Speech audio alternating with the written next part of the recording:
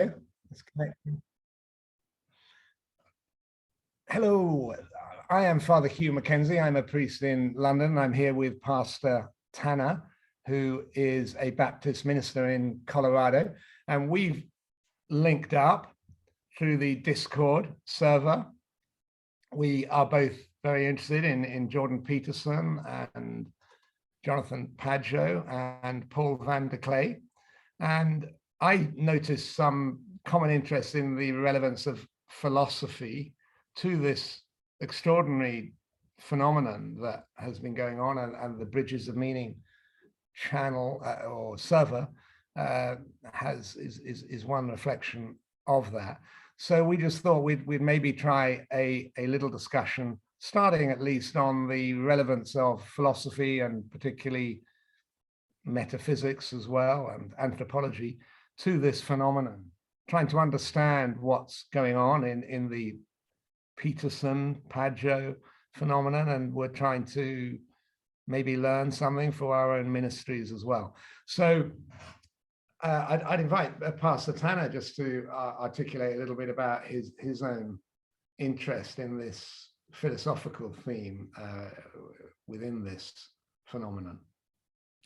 Yeah, so I appreciate you having me on, and I'm always up for a discussion on this topic. It captures most of my interest, and I really do think we're on the cusp of something new, if not, already in it, when it comes to understanding Christianity and the world around us and theology. And of course, the Jordan Peterson phenomenon plays into this.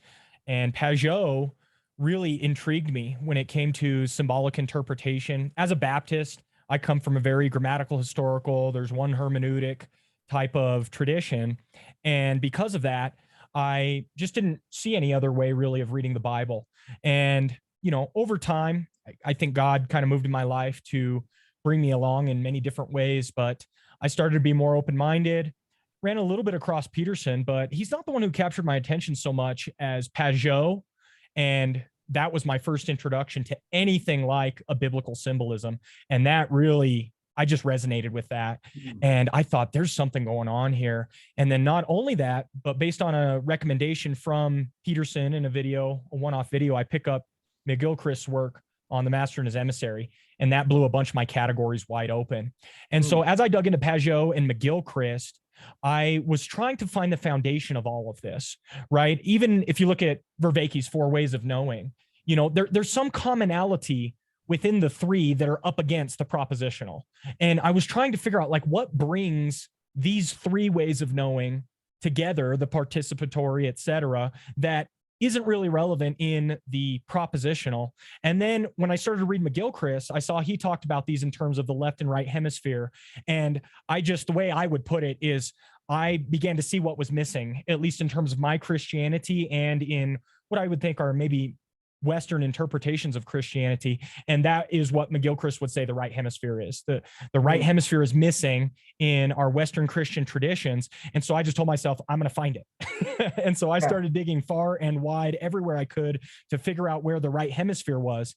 And I found that the common thread that drew Peterson, Vervaeke, Pageau, and all of these ideas together was a certain metaphysic. And it's that understanding of metaphysics that really began to expand what I saw as the underlying worldview that was driving so much of this. Now, I've since become a little bit more nuanced in kind of my approach, but really that's how I ended up where I'm at now, is I just followed those threads. And once I read McGilchrist and I started looking into metaphysics a little bit, I thought, oh, here is what is underlying everything that we're actually all talking around at this point. So that was one big jumping off point for me. Great, lovely. Well, what a great story. You're obviously hoping, as we all are, to tune in to the movements of the Holy Spirit, and you're open to that involving ideas and new ideas. So just to make that link again, maybe a little bit clearer on, say, McGilchrist and then metaphysics and philosophy. As I understand the McGilchrist book, Master and his Emissary, in terms of the left and right hemispheres, now correct me if I'm wrong, because I think you probably know it better than I do, but the left is more to do, I think, with abstract thought and maybe breaking things down and mathematics and language as well, and the right is more holistic, more, is it perhaps more emotional, more picture based than words and logic. So would that do you want to add anything to that description? Yeah, I would like to. Yeah. And you know, that breakdown at a high level, that breakdown is roughly correct. Now, I would say when McGilchrist is brought up, there used to be, I don't know, 70s, 80s, a pop psychology approach to left brain, right brain. And a lot of people have rejected hemispheric lateralization on that basis. Oh, that's just pop psychology. And that's what you hear often when you bring up McGilchrist and left and right hemisphere lateralization. But he's going beyond these kind of older categories. You know, you would often have your left brain's your male brain, your right brain is your female brain, or different things like that. And he's really trying to avoid, you know, stereotypes or mischaracterizations in his work. And I also want to point out that hemispheric lateralization is supported not just by McGilchrist, but others in the field. Alan Shore is one. He's written many works on hemispheric lateralization. So I just want to throw that out there, because when you start talking about left and right brain, many people will dismiss that just saying it's pop psychology. But what I want to do here is I wrote this down when I got to this part in the book, because he kind of distinguishes between the two. And so I want to give you kind of his definitions, and it's a little bit more nuanced than maybe what somebody would typically understand them to be. He says the right hemisphere yields a world of individual, changing, evolving, interconnected, implicit, incarnate living beings in the context of the lived world, but in the nature of things never fully graspable, always imperfectly known, and to this world exists in a relationship of care.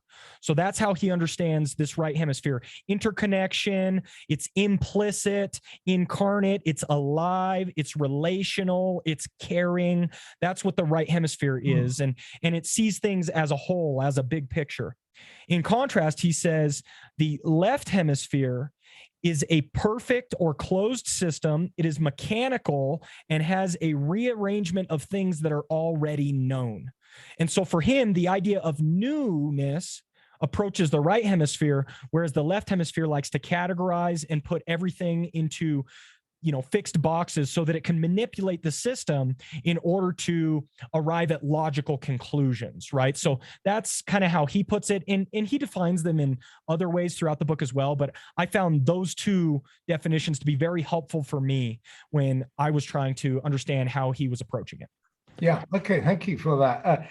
Just before we try and make a link with metaphysics or the broader philosophy, I know you have one way of illustrating this right left thing, and I think McGilchrist does as well, in looking at the post-Reformation period. So because I think McGilchrist, if I understand, says there is a movement sometimes in a healthy brain between the right and the left and back again, and that possibly culturally the Reformation what was one of those moves from the right to the left brain in that tradition of Christianity, so that it perhaps was pulling us back to clear-cut laws by moving from the right to the left, because we needed to get back to basics a bit and be clear about the word of God and what was spoken and etc. So there was this move to the left brain, but that perhaps that went a little bit too far, and there may be a need to move back more to the sacramental, which the Catholic tradition has held on to much more, the symbolic, the picture, the relational, the incarnate. So the word was made flesh. You know, maybe the Reformation sort of said, well, let's just remember it is the word that was made flesh. Let's get back to the word. But now maybe there could be a call within that tradition to harmonize this concept, or maybe within the whole Christian tradition to harmonize the concept of the word being made flesh. Is that a reasonable illustration of, you know, that left-right hemisphere distinction? I think so. You know, with the rational enlightenment, I think we saw a pretty heavy move in the West across the board towards the left hemisphere. And again, I want to reiterate, the left hemisphere is not bad. It's not wrong. It's not evil. It's a useful tool. But one of the tendencies that McGilchrist notes in the book, and he gives a lot of experiments to prove this out, is that the left hemisphere is more arrogant and it thinks it knows all the right answers because it works in a closed system. And so within its closed system, it has everything worked out. It's crossed all its T's and dotted all of its I's, and it understands everything. And because of that, it is hesitant to hand off the fruits of its labor, if you will, back to the right hemisphere. It doesn't want to do it because it knows everything. Well, it's only because it's constructed that closed system. So yeah, I think we saw that across the board in the West, including in religious institutions, in Christianity and Protestant Christianity especially. I mean, I think my tradition is one of the worst when it comes into leaning into this overemphasis on the left hemisphere and just jettisoning the right hemisphere, right? And so that has been kind of my program as a pastor.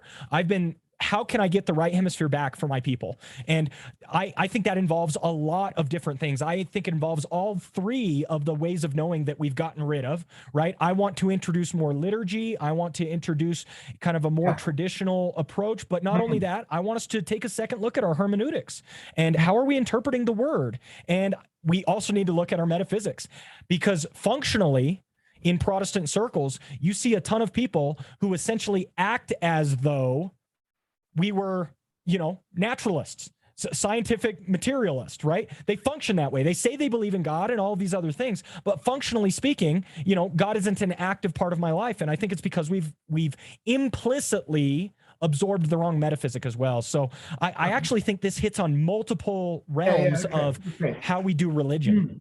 So, and just going back a step to your own journey, as I understand it, you, through Pageau particularly, you found a powerful light thrown upon the scriptures through his symbolic interpretation of hierarchical patterns. And as a result of that, you, or at least linked with that, you're reading McGilchrist on this left-right. Because you're trying to say, well, what's the Pageau is interesting on the Bible, but what's the metaphysics beneath that? What's the understanding of existence beneath that? So Pageau perhaps had sort of awoken you to that a little bit, and McGilchrist took it further and also began to fill in some of the gaps, and that led you to sort of read a little bit more widely on metaphysics. Is that broadly right then? Yeah. So that's correct. So what and I know that you have become interested in some Catholic philosophy. Obviously, the Catholic philosophy is quite important in the Western tradition anyway. Some modern versions of that, and some other writers as well. Just to clarify again, what was it that McGilchrist told you? Say, he told you about the left and right. How did that speak metaphysically to you? How did it deepen your hunger for? I mean, let's just define metaphysics for a moment. I think, well, I have touched on it. I think metaphysics we could just call the study of what exists, particularly at a foundational level within the realm of existence, something like that. So what often some people sometimes say the object of metaphysics is being, or whatever that is. So what did McGilchrist tell you about being? Yeah, it's a good question. And, at this point, I was reading pretty broadly and drawing a lot of threads together myself. So I don't know that McGilchrist makes this explicit at any point. But as I began to read him and Pageau and try to understand all these themes, something that struck me is that the left hemisphere is obsessed with particulars. And that's where science and, rationality and all that type of stuff is valuable.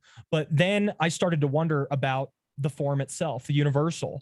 And that's when I started to see, once I saw the left-right hemisphere distinction, I couldn't help but try to map it onto nearly every duality I found, right? You find a duality between, universals and particulars. And I started to wonder, does that have a left right hemisphere mapping? And I felt like it did a little bit. The left hemisphere felt like it was really mapping onto particulars. And then I saw that theme going on not only amongst atheists, right? Very obsessed with, naturalism and just a scientific approach to life, but then Protestant theologians who wanted to argue about specific points of doctrine and, just drilling down to the minutia of this specific verse or the interpretation with little to no imagination, little to no what I felt like was the right hemisphere. And so that's kind of how I kind of got led to a more metaphysical examination.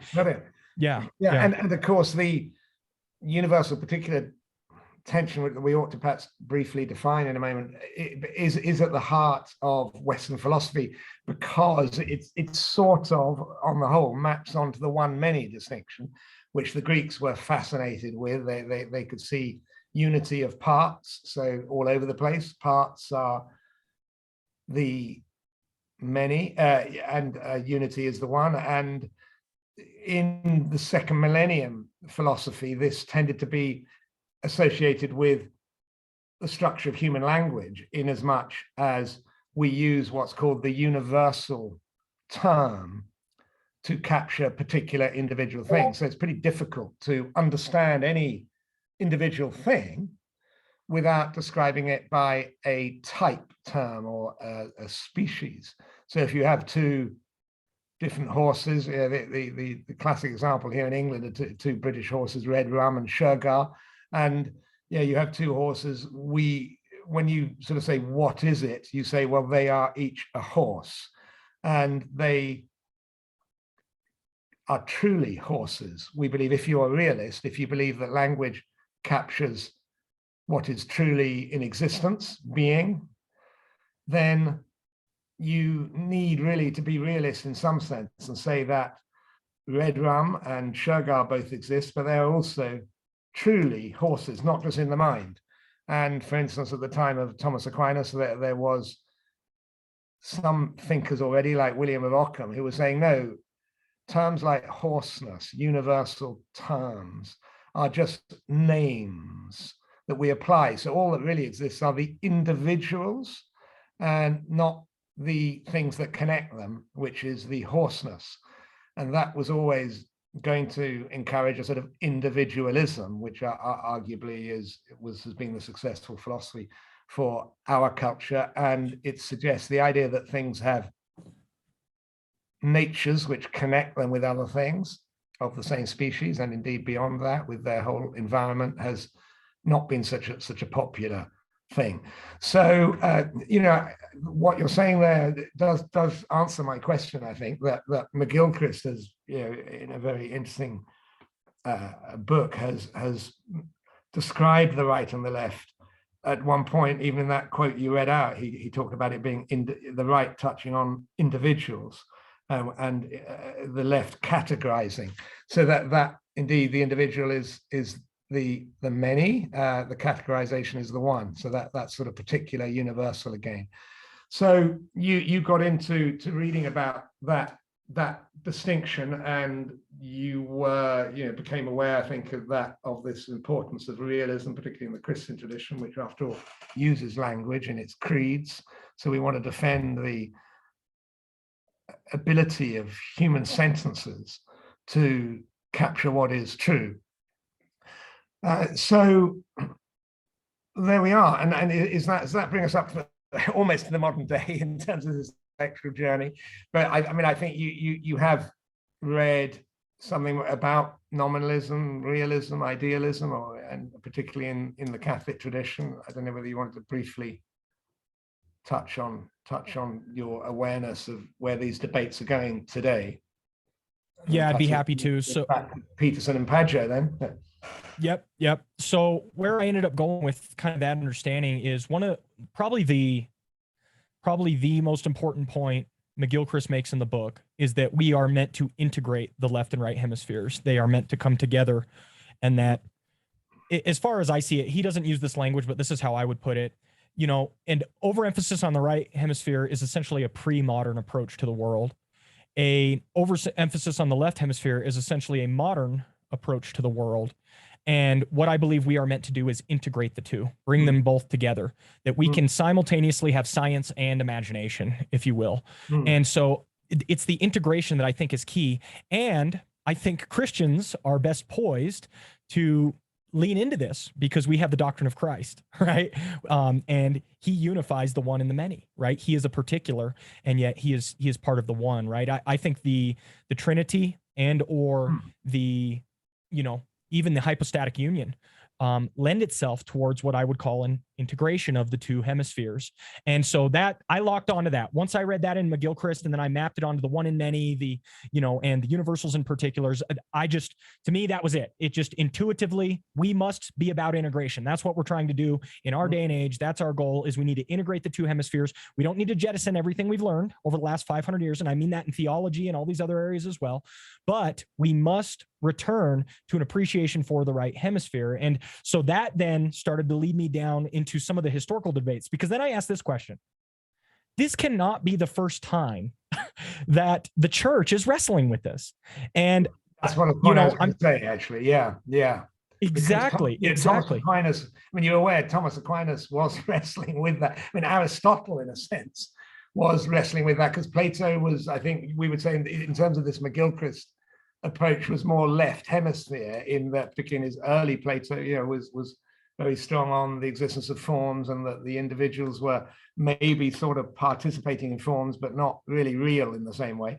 And then Aristotle tried to bring that a little bit more down to ground by his sort of form matter analysis. So the form would be the universal, and the matter would be that which individuates the universal. So you have the form of hoarseness, and red rum and sugar have different matter. And then Thomas Aquinas very much ran with that in the context of the slightly more, what we'd say today perhaps, epistemological debate or linguistic debate. How does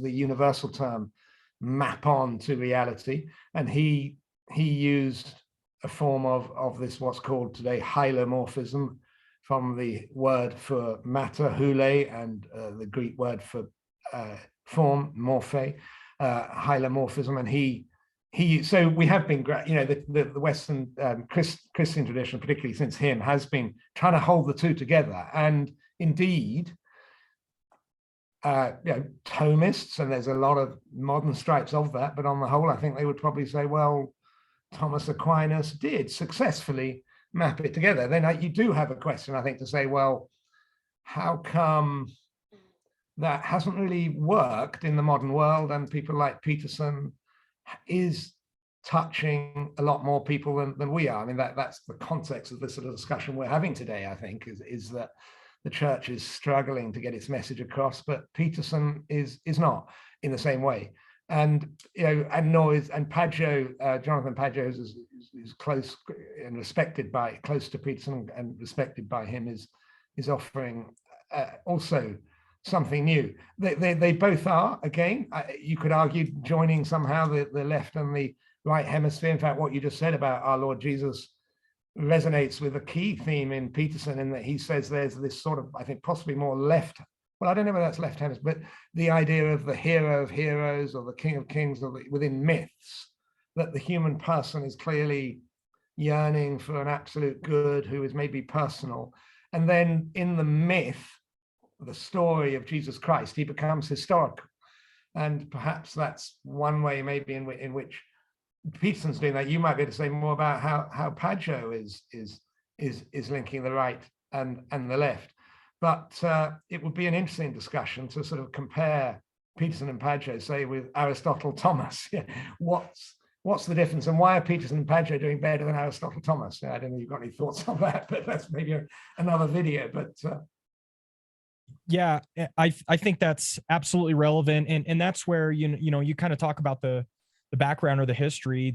That's where I found Adrian Pabst and his work on metaphysics, and that was very helpful for me. And that's coming from a Christian tradition. It's very modern, and you're 100% right with Thomas Aquinas. He centers so much of his discussion around Aquinas, and yeah, really, he's a very central figure when it comes to this issue, because it seems like after Aquinas, some Christians went one direction and one approach with him, and some Christians went another direction approach with him. So within that point in history, there's a lot of gold to be mined, I suppose, for those who are in this discussion. But yeah, when it comes to Peterson and Pageau, what I see with them is, and this is coming from a Protestant perspective, and in our Protestant perspective, grammatical historical interpretation. Interpret literally whenever possible. I've heard all these rules of thumb, right, that are essentially given to us, and that's just how we've read the Bible. And then I come across Peterson, and he's much more leaning into, a moral understanding of the text, a psychological understanding of the text. I start reading Pageau. He's got this symbolic understanding of the text, blowing all of my literalistic categories out of the water. And that, to me, is where they're beginning to integrate, because really a rigid scriptural literalism is a left hemispheric tyranny. An adherence to grammatical historical method only, to me, is falling into the left hemisphere trap. So one of the things that I saw as a commonality between, and especially from an integration standpoint, is I wanted to say, I'm cool with the grammatical historical, but I also see the value in what Peterson's bringing to the table and what Pageau's bringing to the table. And I want to, in an integration fashion, say, yes, it's grammatical historical, but it's also symbolic, and it's also psychological, and it's also, and that was really expanding the word for me. And I think that's one primary thing that we can do in our churches, is really take the scriptures and expand the categories for them and stop interpreting them in such a one-dimensional fashion. Right. Yeah. So that's part of this move that you're discerning. Maybe the way forward for the church is back to the right hemisphere through the symbolic of Pageau, maybe the psychological of Peterson as well. I think I have been particularly interested, I suppose, initially in Jordan Peterson, and this description of the human person as someone who wakes up in the morning and is presented with a world around him in which he has to act. And Peterson says it's a horrific world. It's hell, it's chaos, it's chaotic, it's a disaster, sort of thing. But the only way to stay sane is to make your bed, sort of thing, up. Or even better, to say, I'm going to make this hell a little bit better today. I'm going to try and do good. And he has some very good articulations on the idea that there is a goodness out there. And I think for me there is something within that, what I would call a sort of phenomenology, that which is a school of thought today, which is also maybe exploring the one many universal particular thing, because it captures the fact that we are an individual in a world that's different from us, which is a sort of many, and yet it's harmonious, and we're called to build on it, and we experience it as a unity. That is, there's me and there's my environment there, which is complementary. So certainly for me, that insight of Peterson was answering, I think, some of the similar concerns that you've been bringing out, maybe through the lens of McGilchrist, and I'm looking at it from the idea of sort of updating Thomas Aquinas's solution, which I think does need to be updated, and that this phenomenology may offer a way forward. And I'm also interested in, having studied science at university, I'm interested in how modern science has explored this environment in which we live, and has slightly new answers to the particular universal, in that, as Pageau has brought out, even just at the physical level, there is a sort of hierarchy about how physics feeds into chemistry. So, and chemistry into biology. So if you have a molecule of water, H2O, well, it's made up of two atoms of hydrogen and one of oxygen, and that's the many, and yet it fits together into a molecule of water, which is the one, the unity, the universal. And in fact, yeah, there is a slightly richer way there, both from sort of Peterson's phenomenology and from the modern scientific way of understanding how things link together, which is again a right hemisphere thing, how things relate with each other to make unities that can enrich in the Thomistic solution. So that's just a little bit of the sort of angle that I've come at this, but I think we both had very similar concerns about what McGilchrist calls the right and the left, and maybe bringing them together a bit. So yeah, I think so. And you know, there's a lot in what you just said that I really resonate with. One of the things that I've done since my examination, all of this, I've completely rewritten the discipleship curriculum at our church, and it's really trying to integrate what McGilchrist calls the right hemisphere, integrate, you know, Vervaeke's 3 ways of knowing that at least the Protestant tradition threw out long ago.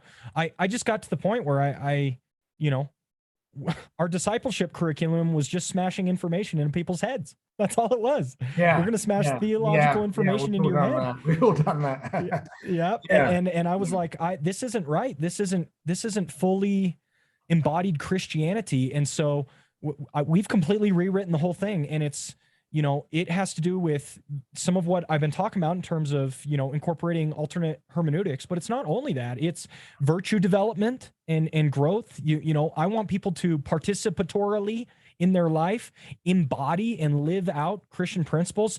Other rocks that I've overturned in this process, we haven't talked about it, but I've looked into Christian mysticism and you know, there's a rich tradition of all of these things in the Christian past, but I feel like we've just been so obsessed with our theology for 500-600 years that we left a lot of these things behind. And I think it's time for us to rediscover them and re-implement them. Brilliant. There was a video that I think came out yesterday on Paul van der Klee's channel, where he's talking with a Catholic priest, Father Eric, from the States, I think, is it Kansas he's from, who's also on the Bridges of Meaning server. Excuse me. And also, so there were those two pastors, and they were talking with two young men from the Discord server, as I understood it, who are very involved in it, and one I've seen who's doing a very good job on that. I think it's Antonio and also Mark, and the four of them had a discussion about how does Peterson affect the approach of the church. And you know, excuse me, I'd recommend looking at that, particularly the sort of second half of it, where they do get into this fact that, as right at the end, Father Eric puts it, the church has had a sort of Christendom model and needs to move to an apostolic model. So it's been operating within a particular culture, perhaps formed by Greek thought to a degree, which is a little bit more left hemisphere, I think, because it's always tended towards the sort of Platonic side of things, and to realize that Peterson and Pageau are saying something to, or the Holy Spirit through them is saying something to us about the modern culture, which is perhaps more based on the individual experience, is slightly more naturally now phenomenological, and maybe that's come out of those types of schools of thought, related schools like existentialism, and it's affected the way people think, and that, you know, possibly Peterson and Pageau are touching on that a little bit more. They didn't get enough into the type of discussion we've just had. However, they were looking very practically and saying that the church, these two atheists and the two pastors seem to be sort of agreeing that the church needs something that is just a little bit more, without obviously giving up on our tradition and our beliefs, a little bit more like what Peterson and Pageau are somehow doing, which is creating spaces for lost men. They're talking quite a bit about that, for particularly men they were talking about, but others as well, who are in this, what Vervaeke calls the meaning crisis, and are lost. And the church is not, although we believe we have the answer through our Lord Jesus Christ, is not getting that through to people who need it. And yet Peterson and Pageau are at least getting halfway there, perhaps more. So that was quite an interesting discussion. And I think, I like to think what we've just discussed is just reminding that ourselves, at the very least, that there is a sort of important philosophical thread to understanding what is going on today, and how the church can integrally, maybe, as Father Eric was saying, move from this Christendom model to the more apostolic model. Great. Well, if you did, we've had 40 minutes, so if there's anything else you'd like to finish with, Pastor Tanner, feel free to dive in now with that, and then we can probably round off. Okay, sounds good. No, and I agree with everything you said there. I think we're on the cutting edge of something new when it comes to Christianity, and I think it's just as you described, it's fleshing itself out in almost all areas of human knowledge, at least that I'm aware of. There are plenty that I'm not, but there's a reason that so many disciplines are coalescing around these ideas, and they're tangentially related, however, but you can definitely see the similarities if you dig into some of these things. And so I think, like you said, we need to respond to the Spirit's moving and understand what's going on here, recognize the deficiencies that we've had in the past, and go ahead and shore those things up. But one final thing I would like to put here is, just like you said, I am not interested in jettisoning everything that we've gleaned up until now, right? I think many see the problem at times, and they want to return to like a pre-modern approach, like, we made a wrong turn and we have to backtrack. And I say, no, we need to, like I said earlier, we need to integrate, and we need to bring these things together. And I think that's the great challenge of our times, is to figure out how to hold these paradoxes, if you will, in tension, to figure out how to hold the left and right hemisphere together, to figure out how to marry, a very robust scientific understanding of the world with a very symbolic, imaginative understanding as well, and to put these things together. I think we need to embrace that. I think we need to not be embarrassed about it. And I think if we start integrating this more and more into people's lives, they can develop community of practices that are actually real and embodied and lived, that are firmly within the Christian tradition. We don't have to go outside our Christian tradition to try and pilfer from others. And so I think that's what it's all about, is the integration. Brilliant. Yeah, well, I'm with you fully on almost everything you've said, I think, as well. So thank you for that. I suppose what you've just said there just flags up something again for me, is that we do need to remember that whilst Paul van der Klee and Jonathan Pageau are strong believers in our Christian tradition, and they believe in God, most of the other interlocutors do not, and including the two on this video today, who are major in this excellent server, bridges of meaning. Perhaps they're involved with Discord, which is the whole platform, but and there they were, sort of having this deep engagement with these two pastors, but they're quite openly saying we're atheists, and similarly other people who John Vervaeke, I don't know what, whether, I'm not sure he would hold clearly to the Creedal statement that God is the creator of heaven and earth. I don't think he would. I'm pretty sure he wouldn't, actually. Peterson does not either at the moment, nor does there's people like David Chalmers. I don't know, he's very much within mainstream philosophy, and he is, I think, a panpsychic in his philosophy, that is, he adheres to panpsychism. And there are numerous others. Paul van der Klee is very interested in that site, the Stoa, I think, and they are not believers in a transcendent creator. So that's just touches perhaps with what you're saying. We both believe we can harmonize these things, and we respect very much all those people I've just mentioned, and we're very grateful to them. Obviously, and they're not, none of those people may be, are not closed to listen to us either, but there's, from the Christian point of view, there's more work to be done on this. There's more work to particularly get us to, more in the Christian direction, I suppose. Okay, well, thank you so much for the discussion. Great to see you face to face. Keep Absolutely, up. It was my pleasure. God bless your ministry as well. Thank you. Thank you. God bless. Good night. Good night.